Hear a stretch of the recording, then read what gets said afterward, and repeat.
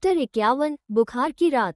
नाक की चिंता। ऑडियो स्टाइल सुनाने के लिए धीमी संवेदनशील आवाज की कल्पना करें। बैकग्राउंड में हल्की सी फुसफुसाती हवा और दूर कहीं बारिश की बूंदों की झंझनाहट। हल्की हल्की धूप की पतली किरणें गुफा के अंदर धीरे धीरे घुस रही थीं। बाहर पेड़ों पर अभी भी बारिश की बूंदें टंगी थीं। ऐसी जगह पर कल रात भारी बरसात गुजरी थी। गुफा के अंदर मौसम ठंडा मगर सुकून भरा था। त्रिशा और नाग एक साथ सोए थे। नाग अपनी लंबी लपेटे हुई पूंछ फैलाकर उस पारतापसी के पास। नाग की एक भुजा त्रिशा के कंधे पर टिकी थी। लफ्जों में जो गर्माहट थी वही किसी नेह का एहसास दे रही थी। नाग धीरे धीरे उठा। उसने अपना हाथ त्रिशा की कंधे पर रखा और हल्के से छुआ। त्रिशा का शरीर गर्म महसूस हुआ। नाग के होठों पर एक चिंता भरी लकीर आ गई। उसने त्रिशा के गालों को थपथपाया। धीरे से कहा, त्रिशा उठो, क्या तुम ठीक हो? तुम्हारा चेहरा बहुत गर्म है। त्रिशा आंखें नहीं खोल रही थी। नाग का सीना जल्दी जल्दी उठ बैठ रहा था। दिल में एक आग सी उठी। वो समझ गया कि बात मामूली नहीं है। नर्वस होकर वो उठ बैठा और त्रिशा को धीरे से झकझोरने लगा, पर उसका श्वास मंद और बेहोशी जैसा था। नाग का दिल धड़क उठा। वो कुछ पल में ही गुफा से बाहर निकला। संगीत में तनाव बढ़े। नाग ने जोर से एक मंत्र फूंक दिया, एक तीखा पुराना जाप जो जमीन के साथ गूंजा। धुन कुछ ऐसी निकली कि गुफा के बाहर की हवा भी कंपन करने लगी। लगभग 5 मिनट के भीतर दूर से एक सशक्त आकार दिखाई दिया। नाग योद्धा जो गर्दन तक चमकते फड़फड़ाते स्केल और शांत पराक्रम लिए हुआ था। वो झुककर नाग के सामने खड़ा हुआ और कहने लगा, बोलो राजन, क्या आदेश? नाग ने कांपती आवाज में कहा, जल्दी करो, मेरी रानी की तबीयत बहुत खराब है। डॉक्टर लेकर आओ, कुछ भी कर लो अभी। उसने शब्दों में बेचैनी और राजकीय आदेश दोनों ही मिलाकर कहे। योद्धा तुरंत पलटा और भाग गया। थोड़ा मौन, फिर तेज कदमों की आहट। नाग गुफा के भीतर लौट आया। त्रिशा बेहोश सी पड़ी थी, उसका चेहरा लाल पर निर्जीव। नाग ने उसे अपने गोद में उठा लिया। उसकी कड़क सांसों को सुनकर उसका खुद का मन कांप उठा। उसने अपने हाथों से त्रिशा के गालों पर ठंडा पानी थपथपाया। उंगलियों से उसका कलाई छुआ, पर स्थिति गंभीर लग रही थी। कितनी देर तक वो बेहोश रही, कोई अंदाजा नहीं था। नाग को भीतर भीतर डर समेटे हुए था। पहली बार उसे सचमुच किसी की चिंता ने इस तरह जकड़ लिया था। तभी वहां हलचल मची। दूर से एक हिरण प्रजाति का डॉक्टरी व्यक्तित्व आया। वो पतला, तेज नजर और शांत था। उसकी आंखों में ज्ञान का प्रकाश था। उसके साथ उसके अनुचर भी थे, छोटे छोटे पर अनुशासित। नाग ने उसे तुरंत पास बुलाया और कहा, तुम्हारे पास तेज इलाज होना चाहिए। मेरी रानी की तबीयत बिगड़ रही है। बताओ क्या कर सकते हो? हिरण डॉक्टर निहायत गंभीर मुद्रा में त्रिशा के पास झुका। उसने पहले त्रिशा का स्पर्श किया, नब्ज छूकर, सांसों की रफ्तार मापकर। उसके चेहरे पर चिंतित परंतु प्रोफेशनल भरोसा था। वो बोला, घटना को देखकर ये तेज बुखार लग रहा है, पर घबराने की जरूरत नहीं। मैंने थोड़ी दवाइयाँ रखी हैं। इन्हें ठीक तरह खिलाया जाए और ठंडी सिकाई की जाए तो वह जल्दी ठीक हो जाएगी। पर पहले मैं कुछ टेस्ट करूंगा। नाग की नज़र घुसपैठियों जैसी थी। उसने तुरंत कहा, कोई भी तुम्हारे गंदे हाथ से मेरी रानी को छूने नहीं देगा। और एक कपड़ा निकालकर डॉक्टर के हाथ पर थमा दिया, संकेत करते हुए कि सावधानी बरते। हिरण ने उस विनम्र पर स्पष्ट इशारे को समझा और हाथ साफ करके शांत होते हुए काम में लग गया। डॉक्टर ने एक छोटी सी पोटली खोली। उसमें कुछ गोलियां, सूजी जैसी सफ़ेद दानेदार चीज़ें और एक सूखा सा जड़ी बूटी मिश्रण था। उसने नाग को कहा, ये दवा है। इसे 3 हिस्सों में बांटकर देना होगा। पहले हिस्सा मुंह के नीचे, दूसरा छोटा सा पानी के साथ, और तीसरा रात में दे। इसके साथ साथ बर्फ जैसी ठंडी सिकाई, ठंडा पानी से गीला कपड़ा लगातार रखिए, हर 25 मिनट पर। नाग ने बिना हिचक के पूछा, कितनी देर में असर होगा? हिरण ने शांत स्वर में कहा, अगर इसे समय पर दिया गया और बुखार सामान्य उपचार से 24-48 घंटे में नीचे आ सकता है। पर अगर हालत बिगड़ी, उठने उठाने के लक्षण दिखे, तो मुझे तुरंत बुलाएगा। मैं और रोगी अस्पताल से विशेषज्ञ बुलाऊंगा। नाग ने तुरंत निर्देश माना। उसने अपने तेज कदमों से युवा योद्धाओं को भेजा, पानी लाने, बर्फ के टुकड़े और साफ कपड़े लाने के लिए। एक योद्धा दौड़कर तालाब से ठंडा पानी भरकर लाया, तो दूसरा जड़ियों से बनी चटाई लेकर आया। नाग ने अपनी बड़ी हथेली से दवा के दाने बांटे और धीरे धीरे तृषा के मुख के पास रखे। हिरण ने मुंह के नीचे हल्का सा द्रव दिया, खिलाकर। फिर नरजरियों ने द्रुत गतिशीलता से तृषा के माथे पर ठंडे कपड़ों की सिकाई शुरू कर दी और हर 15 मिनट पर कपड़ा बदला गया। धीरे धीरे तृषा की सांसों की लय व्यवस्था में सुधार दिखने लगा। उसकी आंखें फड़कने लगीं। उसने मुंह पर हल्का सा जकड़न महसूस किया और फिर एक एक कर आंखें खोल दी। नाग ने उसकी आंखों में देखते ही सांस ली। राहत और भय दोनों एक साथ मथ रहे थे। हिरण डॉक्टर उसके पास झुका और धीरे से बोला, आरंभ अच्छा है, पर अभी सावधानी जरूरी है। रात भर जागकर देखभाल कीजिएगा। कल दोपहर तक रिपोर्ट ले और दवा समय पर दे। राहत की लहर पर सावधानी का संदेश। नाग ने थककर भी मुस्कुराते हुए कहा, मैं अपनी रानी की देखभाल करूंगा। तुम सब आराम से जाओ और फिर भी आज रात पास ही रहो। हिरण ने सिर हिलाया और कहा, ठीक है, कल मैं दोबारा जांच करूंगा। योद्धा वापस चले गए और शोर शराबे के बिना सब कुछ व्यवस्थित हो गया। गुफा के भीतर धीरे धीरे शांति लौट आई थी। तृषा की सांस अब थोड़ी थोड़ी नियमित होने लगी थी। उसकी हथेली नाग के कंधे को ढीली पकड़ती थी, संकेत कि वो अब सचेत है पर थकी हुई भी है। नाग सिर झुकाकर उसके बालों पर हल्का सा हाथ फेरने लगा। उसकी आंखों में अब भी भय था, पर साथ ही जुड़े रहिए। अगला अध्याय इन सवालों के जवाब और उन छिपी सच्चाइयों को उजागर करेगा। वैद्य जी के कहे अनुसार नाग सब कुछ वैसा ही करता है। तृषा का माथा ठंडी पट्टियों से ढका हुआ था। हल्की सी राहत महसूस हो रही थी, मगर बुखार की जड़ अब भी उसके भीतर थी। नाग जानता था कि सिर्फ ठंडी सिकाई से काम नहीं चलेगा। वो धीरे से उठा और किचन जैसी जगह पर गया। मिट्टी के चूल्हे में आग लगाई और उस पर एक मटके जैसा बर्तन रखा। उसमें पानी डाला और वैद्यजी द्वारा दी गई जड़ी बूटियां डाल दी। हवा में एक तीखी, मिट्टी और कड़वी सी महक फैल गई। नाग उस उबालते हुए काढ़े को देखता रहा। एक एक पल उसके लिए भारी था। लगभग 1.5-2 घंटे तक वो मिश्रण पकता रहा। गाढ़ा और चिपचिपा बन गया। नाग ने सावधानी से उसे दूसरे पात्र में निकाला और वापस गुफा में ले आया। तृषा थोड़ी हलचल में थी। उसका बुखार थोड़ा कम जरूर हुआ था, लेकिन चेहरा अब भी तप रहा था। नाग ने उसे अपनी गोद में संभालकर बिठाया और बहुत नरमी से चम्मच से काढ़ा उसके होठों तक ले गया। धीरे धीरे तृषा ने काढ़ा पिया और फिर थककर उसकी बाहों में ही लेट गई। नाग ने उसके होठों को पानी से साफ किया और उसे आराम से बिस्तर पर सुला दिया। संगीत में थोड़ी सुकून की लहर। नाग ने मन ही मन सोचा, जब तृषा जागेगी तो उसे भूख जरूर लगेगी। ये सोचकर उसने तय किया कि वो शिकार करके आएगा। तुरंत बाहर निकला, जंगल में दौड़ा और कुछ देर बाद शिकार अपने साथ लेकर लौटने लगा।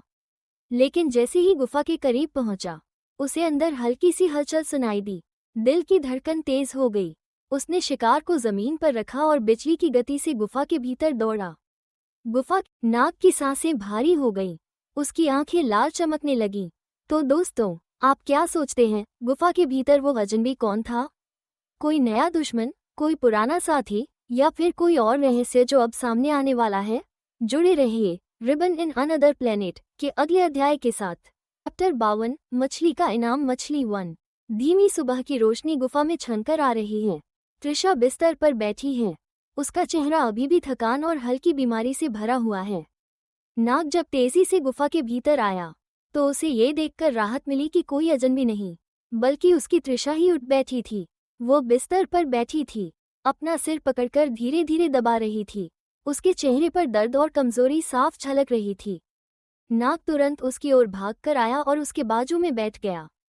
उसने चिंतित स्वर में पूछा, क्या हुआ तृषा, कहीं दर्द तो नहीं हो रहा? तृषा बिना कुछ कहे सीधा उसकी बाहों में समा गई और कसकर उसे गले लगा लिया। उसकी आंखों से हल्की नमी छलक आई। वो धीमे स्वर में बोली, तुम मुझे छोड़कर क्यों चले गए थे? जब मैं इतनी बीमार थी तो मुझे अकेला क्यों छोड़ा? नाग ने उसके रेशमी बालों को सहलाते हुए नरमी से कहा, जान, मैं तुम्हें छोड़कर कहीं नहीं जा सकता। मैं तो बस तुम्हारे लिए कुछ लेने गया था, ताकि तुम्हारे लिए खाना बना सकूं। ये सुनकर तृषा ने उसकी ओर देखा। उसकी आंखों में अब भी शिकवा था, मगर उस शिकवे के पीछे छुपा प्यार साफ दिख रहा था। वो धीमी मुस्कान के साथ बोली, अब मुझे ठीक लग रहा है, लेकिन नाग, मुझे बहुत भूख लगी है। नाग हल्की शरारती हंसी हंसा और उसके कान में फुसफुसाया, भूख तो लगेगी ही, कल रात तुमने बहुत मेहनत वाला काम किया था। तृषा का चेहरा एकदम लाल हो गया। उसे तुरंत समझ आ गया कि नाग किस ओर इशारा कर रहा है। उसने शर्म से अपना चेहरा दूसरी ओर कर लिया और उसे हल्की सी मार दी।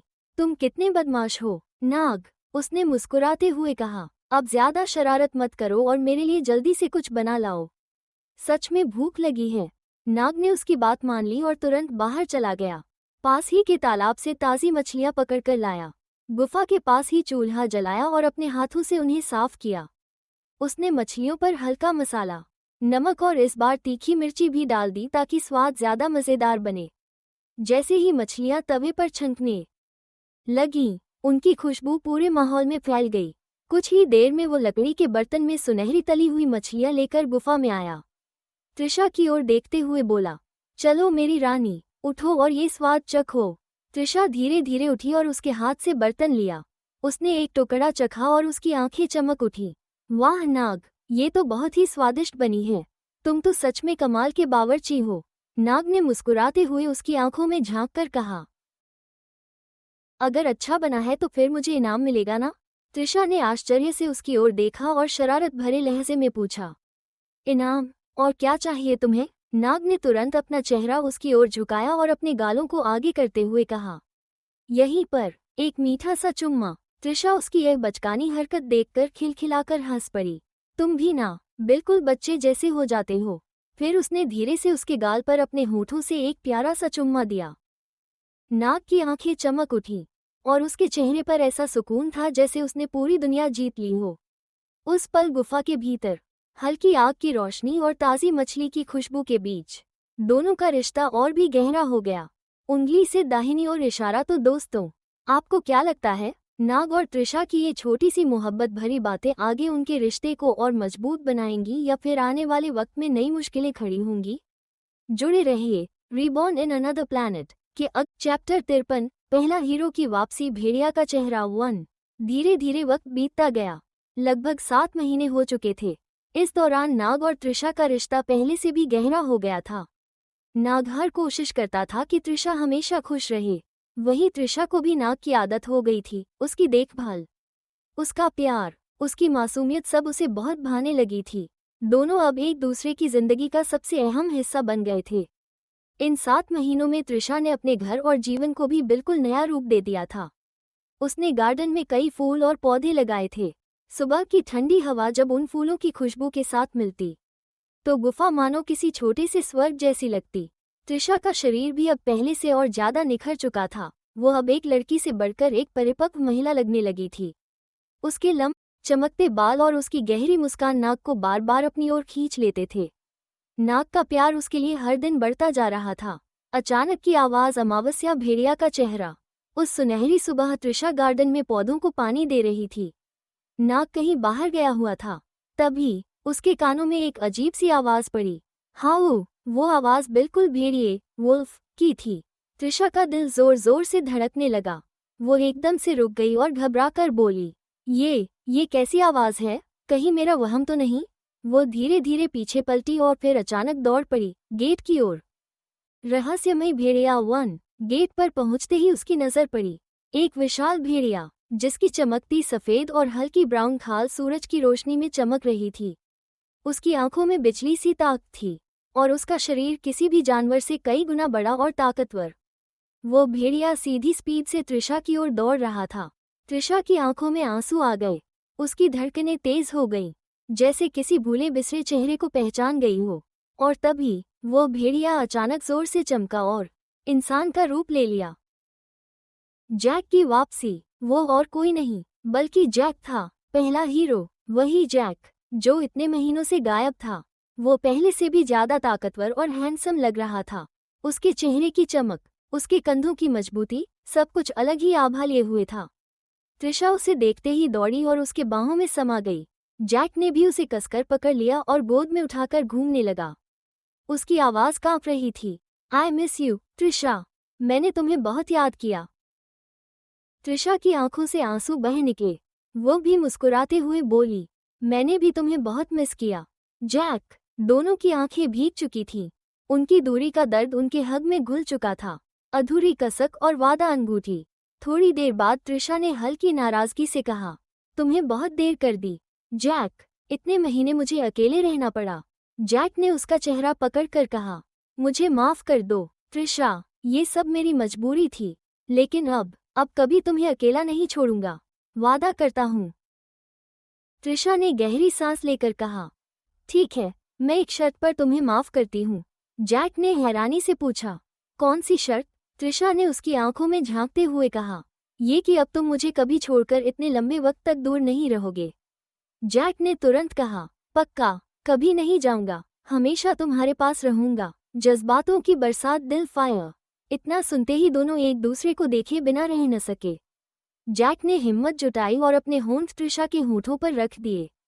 वो चुंबन साधारण नहीं था, वो था उन 7 महीनों की दूरी, तड़प और अधूरी चाहतों का मिलन। दोनों पागलों की तरह एक दूसरे को चूमने लगे, जैसे दुनिया की हर रुकावट को तोड़ देना चाहते हों।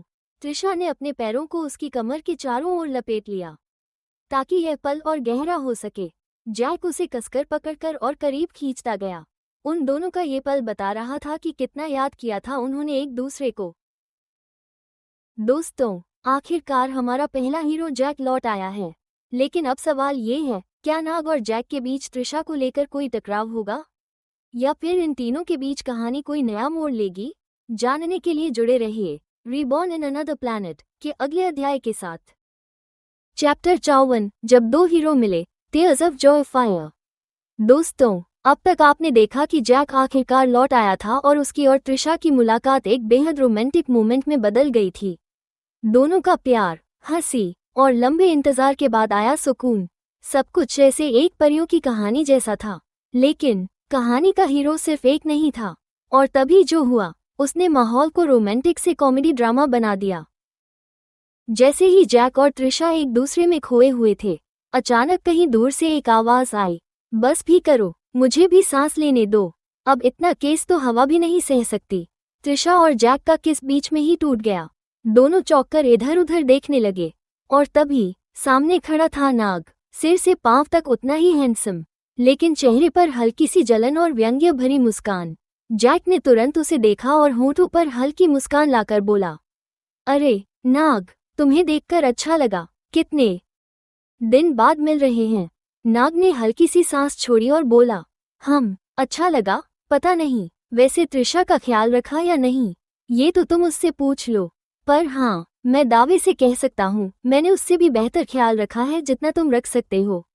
त्रिशा का डायलॉग मुखौटा। इतना सुनते ही त्रिशा झुंझलाकर दोनों के बीच आ गई और बोली, ओह प्लीज, तुम दोनों हीरो हो या मच्छर, जब देखो तब लड़ाई के लिए उतारू रहते हो। अगर प्यार करना है तो करो, लेकिन घर के बाहर, घर के अंदर ये WWF मत चलाओ। त्रिशा ने जैक का हाथ पकड़ा और उसे लेकर अंदर चली गई। नाग वहीं खड़ा रह गया और मन ही मन बुदबुदाया, तो आ ही गया मेरे प्यार का दुश्मन। घर के अंदर का सीन घर। थोड़ी देर बाद नाग भी अंदर आ गया। वहां उसने देखा कि त्रिशा और जैक बेड पर बैठे हैं। जैक बड़े प्यार से त्रिशा को अपनी लंबी सफर की बातें सुना रहा था। अचानक जैक ने अपनी पोटली खोली और कहा, देखो त्रिशा, ये बीज मैं खास तुम्हारे लिए लाया हूँ। तुम्हें याद है, एक बार तुमने कहा था कि तुम सब्जियां लगाना चाहती हो, बस मैंने वो बीज ढूंढ निकाले। त्रिशा की आंखें चमक उठी। ओ माय गॉड जैक, तुम्हें वो बात अब तक याद है? तुम सच में बहुत स्पेशल हो। तुम्हें पता भी नहीं, तुम्हारी छोटी सी बातें भी मेरे लिए कितनी मायने रखती हैं। ये सुनकर नाग की आंखें हल्की चौड़ी हो गईं। उसने सोचा, ओ भाई, इतनी इमोशनल बातें तो मैंने भी कभी नहीं सोची। त्रिशा ने खुशी में जैक को गले लगा लिया। नाग वहीं खड़ा, हाथ बांधकर घूरता रहा। Comedy of love. नाग आखिरकार बोल पड़ा, ओ मैडम, अब बात तो करो। एक ही दिन में पूरा 7 महीने का प्यार बांट दोगी क्या? हमें भी थोड़ा टाइम दो। जैक ने तुरंत त्रिशा की तरफ देखकर मुस्कुराते हुए कहा, लगता है कोई जल रहा है। नाग भड़क कर बोला, कौन जल रहा है? मुझे क्यों जलना होगा? मैं तो पानी जैसा कूल हूँ। त्रिशा ने दोनों को डांटते हुए कहा, बस करो यार, तुम दोनों की लड़ाई देखकर लगता है कि मैं किसी कहानी की जगह किसी कॉमेडी शो में आ गई हूँ। एक बात याद रखो, अगर तुम दोनों ऐसे लड़ते रहे ना, तो मैं अपने गार्डन में जाकर फूल पौधों से बात करने लगूंगी। कम से कम वो लोग सुनते तो हैं। सस्पेंस 1। दोनों हीरो एक दूसरे को घूर रहे थे। जैक की आंखों में आत्मविश्वास था और नाग की आंखों में हल्की जलन। त्रिशा हंसते हुए बोली, अब बस करो, मुझे इस प्यार और लड़ाई की तिकड़ी पसंद नहीं। देखना है तो आगे देखो, असली टकराव अभी बाकी है। उंगली से दाहिनी ओर इशारा तो दोस्तों। अब असली सवाल ये है, क्या नाग और जैक का रिश्ता कॉमेडी ड्रामा बनकर रहेगा या दोनों के बीच त्रिशा को लेकर गंभीर टकराव होगा? जानने के लिए जुड़े रहिए reborn in another planet Prithvi 1। Chapter 55, तूफान की दस्तक, लहर। दोस्तों, अब तक आपने देखा कि जैक और नाग के बीच त्रिशा के प्रति प्यार की तकरार लगातार बढ़ रही थी। कभी हल्की नोक-झोंक, कभी छेड़छाड़ और कभी त्रिशा के मजाक पर दोनों का हंस पड़ना। पर इस दिन उनकी जिंदगी में कुछ ऐसा होने वाला था जिसकी कल्पना किसी ने नहीं की थी। स्टू, त्रिशा की रसोई का जादू। त्रिशा सुबह से ही एक स्पेशल डिश बनाने में लगी हुई थी। आज का मेन्यू था चिकन करी और चावल की रोटियां। पहले उसने बड़े बर्तन में तेल गर्म किया, उसमें प्याज, टमाटर, अदरक और मसाले डालकर अच्छे से भून लिया। जब मसाले की खुशबू पूरे किचन में फैल गई तो उसने उसे सिलबट्टे पर पीसकर और भी स्वादिष्ट बना दिया। फिर चिकन के टुकड़े और हल्का सा गाढ़ा दूध डालकर एक शानदार करी तैयार की। इसके साथ साथ त्रिशा ने अपने हाथों से चावल की रोटियां भी बनाई। वो रोटियां साधारण नहीं थीं, मोटी, नरम और खुशबू से भरी हुई। त्रिशा ने उन्हें गाय के गोबर से बने उपलों की आंच पर धीमी धीमी पकाया। करीब 2 घंटे की मेहनत के बाद खाना तैयार हुआ। त्रिशा मुस्कुराते हुए बाहर निकली और बोली, आओ, खाना बन गया है। मुकुट डाइनिंग का माहौल। उस दिन जैक और नाग को काम दिया गया था। जैक को बगीचे की कटाई छटाई करनी थी, नाग को पौधों में पानी देना था। जैसे ही दोनों लौटे, त्रिशा ने उन्हें प्यार से खाना परोसा। जैक पहला कौर खाते ही बोला, वाह त्रिशा, तुम्हारे हाथों का जादू तो दिल जीत लेता है। मेरा तो मन करता है कि तुम्हारे हाथों को किस करता रहूं। त्रिशा ने शर्माकर कहा, जैक, अब तुम भी नाग के जैसे बेशर्म होते जा रहे हो। ये सुनकर तीनों जोर से हंस पड़े। माहौल हंसी मजाक से भरा हुआ था, पर उन्हें अंदाजा नहीं था कि बाहर क्या होने वाला है। रात गहराती चली गई। तीनों एक साथ सोए, त्रिशा बीच में, एक ओर जैक और दूसरी ओर नाग। लेकिन अचानक बाहर से बहुत जोर की आवाजें आने लगीं। पहले खिड़कियां हिलने लगीं, फिर पेड़ झूमने लगे, पानी की धाराएं टकरा रही थीं और हवाएं ऐसे गरज रही थीं जैसे पहाड़ टूट पड़े हों। नाग और जैक की आंखें तुरंत खुल गईं। दोनों ने एक दूसरे को देखा और बिना समय गंवाए बाहर निकल गए। वहां का नजारा भयावह था। चारों ओर काली आंधी, तेज बारिश और पानी का बढ़ता स्तर। नाग ने गंभीर स्वर में कहा, ये साधारण तूफान नहीं है, लगता है कि पूरा कबीला डूब सकता है। जैक चुप खड़ा था, उसका चेहरा उतरा हुआ था, मानो उसके मन में पुराने कबीले की यादें ताज़ा हो गई हों। पर साथ ही उसके दिल में ये सवाल भी था, क्या उन लोगों की मदद करनी चाहिए जिन्होंने मुझ पर विश्वास तक नहीं किया था? दिल टूटना, त्रिशा की चिंता। इतनी देर में त्रिशा भी बाहर आ गई। उसने कांपती आवाज में कहा, मैंने ऐसा भयानक तूफान कभी नहीं देखा। अब क्या होगा? नाग ने तुरंत उसे बाहों में भर लिया और बोला, डरो मत, मैं हूं ना, जब तक मैं जिंदा हूं तुम्हें कुछ नहीं होने दूंगा। जैक ने गहरी सांस लेकर कहा, तुम लोग चिंता मत करो, मैंने ही अपना घर इतना ऊंचाई पर बनाया था ताकि तूफान और पानी का कोई असर न पड़े। त्रिशा ने दोनों की ओर देखते हुए कहा, पर सवाल ये है कि क्या सिर्फ हम बचे या फिर उन सबको भी बचाएं जो नीचे रह रहे हैं? सस्पेंस का मोड़। अब सबकी नजरें जैक की तरफ थीं, क्योंकि वो ही एकमात्र था जो नीचे बसे अपने पुराने कबीले के हालात को अच्छी तरह जानता था। उंगली से दाहिनी ओर इशारा तो दोस्तों। अब सवाल ये है, क्या जैक अपने पुराने कबीले की मदद करेगा या फिर बीते हुए गम और धोखे को याद कर उन्हें अपने हाल पर छोड़ देगा? जानने के लिए जुड़े रहिए reborn in another plane. Chapter 56, reborn another planet. दोस्तों, अब तक आपने देखा कि कबीले में बहुत बड़ी बाढ़ आ चुकी थी। अब आगे सुनिए। लहर। जैक का दिल बहुत बेचैन था। वो दूर बैठकर बार बार उसी ओर देख रहा था जहां कभी उसका कबीला हुआ करता था। दूसरी तरफ कबीले का हाल बेहाल था। पानी ने सब कुछ तबाह कर दिया था। छोटे छोटे बच्चे लगातार रो रहे थे, बूढ़े और औरतें सहमे बैठे थे। सब लोग एक बड़े पहाड़ की ऊंचाई पर बने मुखिया के घर में शरण लिए हुए थे। बूढ़ा मुखिया थककर बोला, हमसे बहुत बड़ी गलती हो गई। हमने तूफान का अंदाजा ही नहीं लगाया और न ही पहले से कोई तैयारी की। दिल टूटना। तभी भीड़ में से एक औरत की आवाज गूंजती है। वो थी त्रिशा की पुरानी दोस्त। उसके चेहरे पर आंसू थे और उसकी झुंझलाहट सबके सामने फूट पड़ी। आज जो ये बर्बादी हमारे सिर पर टूटी है, इसके लिए हम सब खुद जिम्मेदार हैं। याद है ना, यही जैक था जो हमेशा तूफान से पहले हमें सचेत करता था, हमारी रक्षा करता था, लेकिन तुम सबने उस पर इल्जाम लगाकर उसे कबीले से निकाल दिया। उसके शब्द बिजली की तरह गिरे। गांव वाले चुप हो गए। बच्चों के रोने की आवाज और जोर से गूंजने लगी। महिला करीना कोने में चुप बैठी थी। उसके पति बाढ़ में डूब चुके थे। वो पूरी तरह सदमे में थी।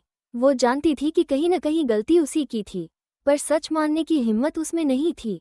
वो चीखकर बोली, जैक ने मेरे साथ जबरदस्ती की थी, इसलिए मैंने सबको बताया।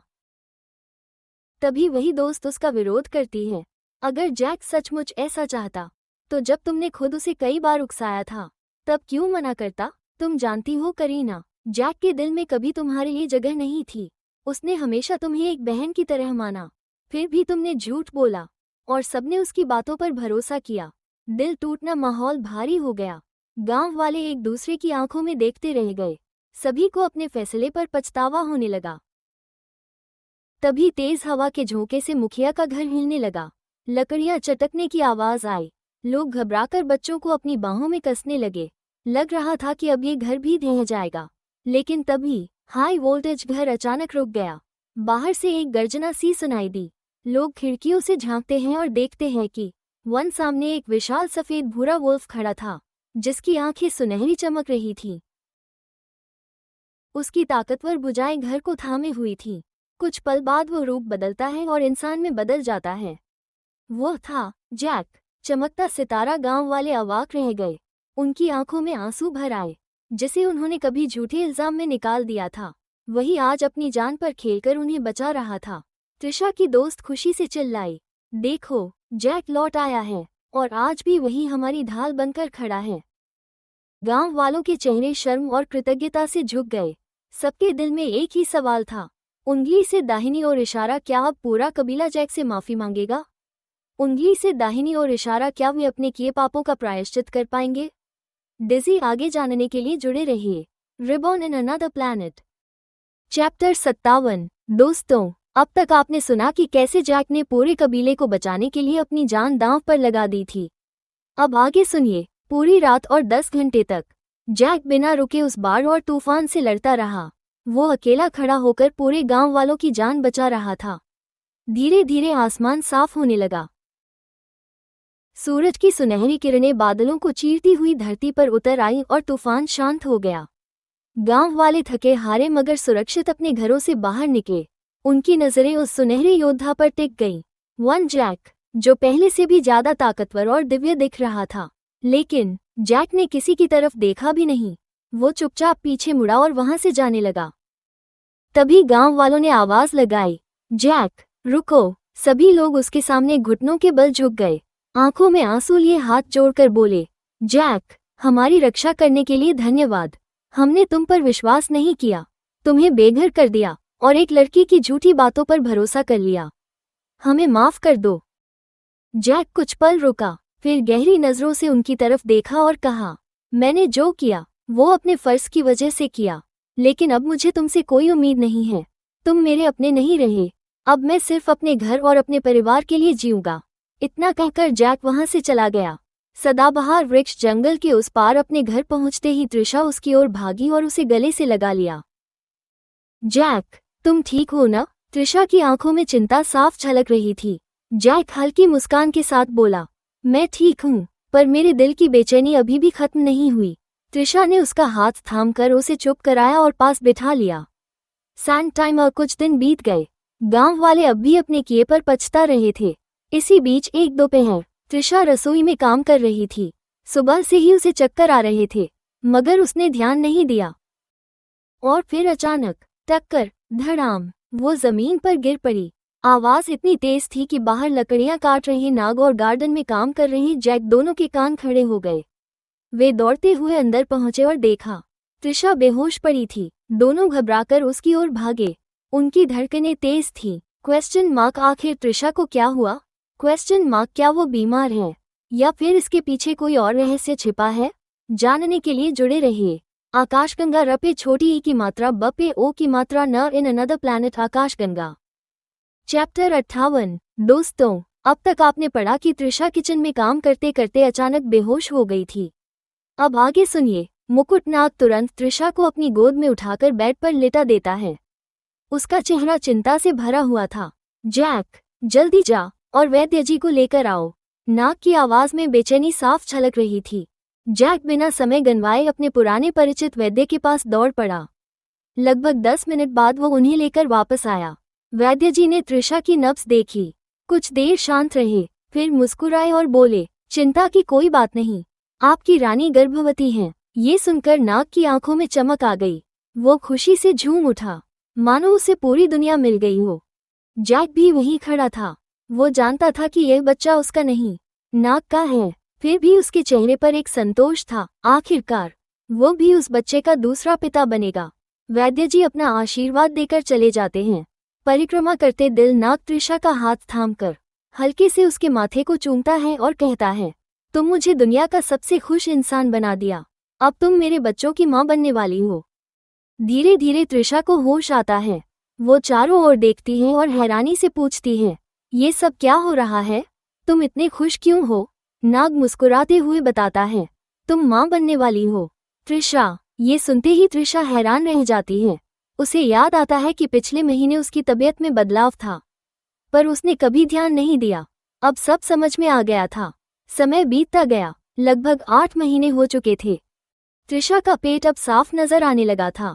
नाग और जैक दोनों उसका इतना ख्याल रखते कि उसे जमीन पर पांव तक नहीं रखने देते थे। जहां भी जाना होता, नाग उसे गोदी में उठा लेता। त्रिशा उनके इस प्यार को महसूस करती और खुद को दुनिया की सबसे खुशकिस्मत औरत समझती।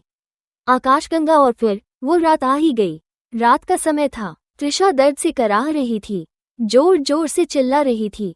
जैक बाहर खड़ा बेचैन था, बार बार नाग की तरफ देखता, लेकिन नाग ने उसे दिलासा दिया, तुम बाहर रहकर पहरा दो, कोई जानवर पास न आए।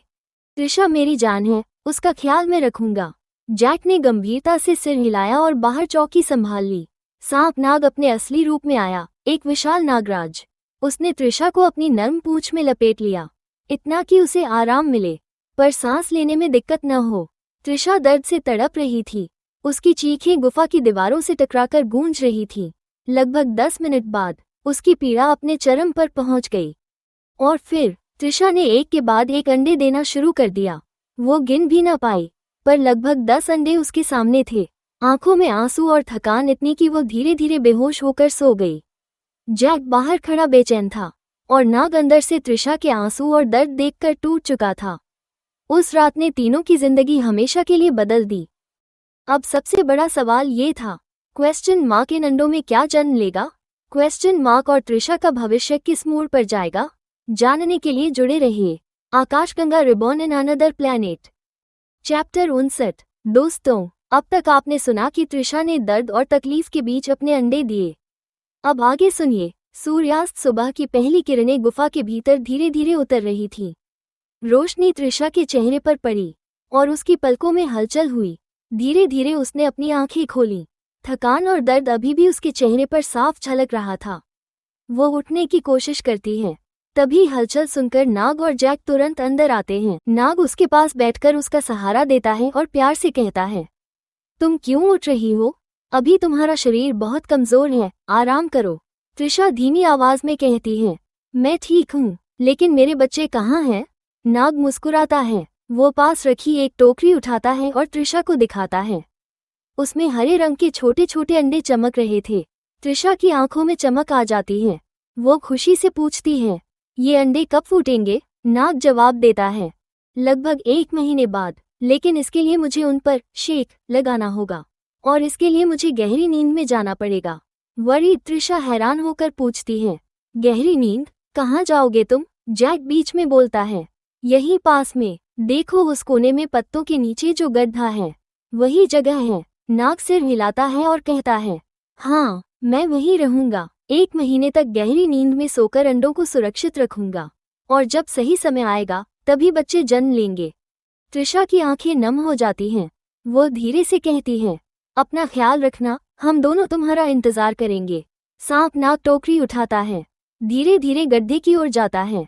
वो पत्तों को हटाकर अंडों को अंदर रखता है, फिर अपने असली रूप में बदलकर एक विशाल नाग बन जाता है। वो त्रिशा और जैक को आखिरी बार देखता है, हल्की मुस्कान देता है और फिर गड्ढे के अंदर चला जाता है। जैक पत्तों से गड्ढा ढक देता है और त्रिशा को संभालकर वापस बिस्तर पर ले आता है। जैक किचन में जाता है और गर्म सूप बनाकर लाता है। वो धीरे धीरे त्रिशा को पिलाता है और कहता है, तुम्हें अब सिर्फ आराम करना है, बाकी सब मैं संभाल लूंगा। त्रिशा उसकी तरफ देखती है और हल्की सी मुस्कान देती है। वो समझ रही थी कि अब अगले 1 महीने उसके और जैक के कंधों पर जिम्मेदारी है। तो दोस्तों, अब सवाल ये है, क्वेश्चन मार्क, क्या नाग की गहरी नींद के दौरान कोई खतरा इन अंडों पर मंडराएगा? क्वेश्चन मार्क, और क्या त्रिशा इस मुश्किल समय में मजबूती से खड़ी रह पाएगी? जानने के लिए जुड़े रहिए आकाशगंगा रिबॉर्न एंड अदर प्लेनेट के साथ। हेलो दोस्तों, अगर आपको ये स्टोरी पसंद आई हो तो प्लीज़ कमेंट करके अपना प्यार दिखाइए। थम्स अप का चिन्ह लाइक करना और बेल सब्सक्राइब करना बिल्कुल ना भूलिए। आपके सपोर्ट से ही मुझे और मोटिवेशन मिलती है। मिलते हैं नेक्स्ट चैप्टर में, तब तक के लिए अपना ख्याल रखिए। One ribbon in another planet 1।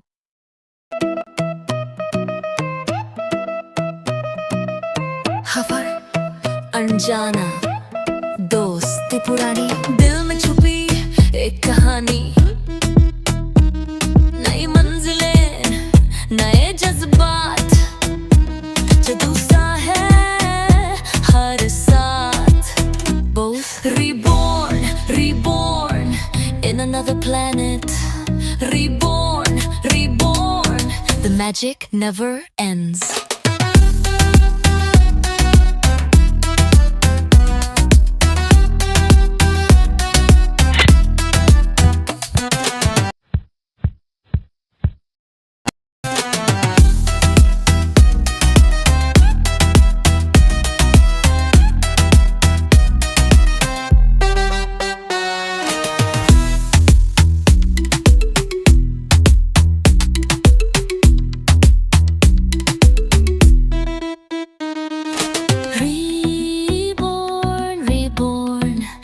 Another planet, reborn, the magic never ends.